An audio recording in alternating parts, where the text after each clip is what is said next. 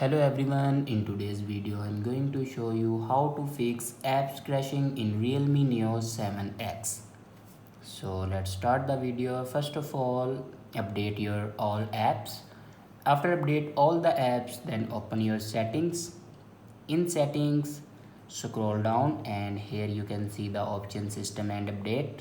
Now click on system and update, and then on top you can see the option software update. Now click on it, and here you can check your latest version will be updated or not. If it doesn't update to latest version, then update it to latest version.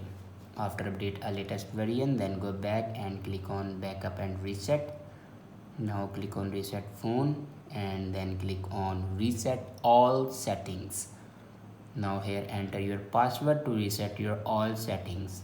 After reset all the settings, then go back to your home screen and restart your device.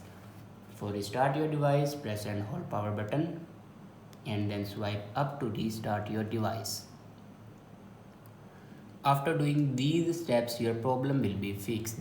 I hope this video is helpful for you. Thanks for watching.